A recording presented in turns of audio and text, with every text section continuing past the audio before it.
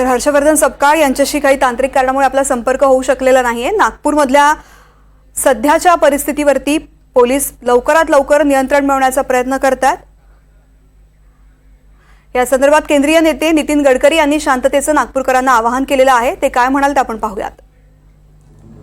नागपूरमध्ये काही अफवा पसरवल्यामुळे धार्मिक तणाव निर्माण होण्याची स्थिती निर्माण झाली आहे।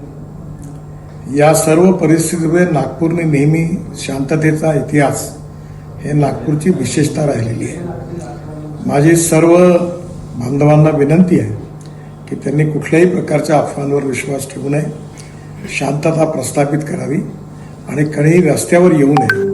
सगळ्यांनी कायदा आणि व्यवस्थेला सहकार्य करावं आणि सलोख्याचं आणि सौहार्दाचं वातावरण ठेवण्याची नागपूरची जी परंपरा आहे त्या परंपरेनुरूप आपला व्यवहार करावा। ज्या ज्या लोकांनी चुका केल्या असतील किंवा ज्यांनी गैरकायदेशीर कृत्य केले असतील त्यांच्यावर सरकार कारवाई करेल असा विश्वास मी आपल्या सगळ्यांना देतो।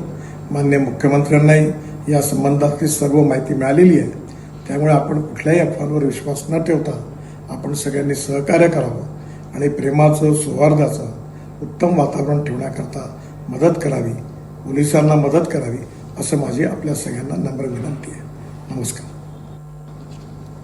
तर भाजपचे ज्येष्ठ नेते आणि केंद्रीय मंत्री नितीन गडकरी यांनी शांततेचं आवाहन केलेलं आहे। नागपूरचा इतिहास हा शांततेचा राहिलेला आहे, त्याला गालबोट लागणार नाही अशा पद्धतीचं कृत्य करावं असं त्यांनी म्हटलेलं आहे। नागपूरकरांना नितीन गडकरी यांनी शांततेचं आवाहन केलंय।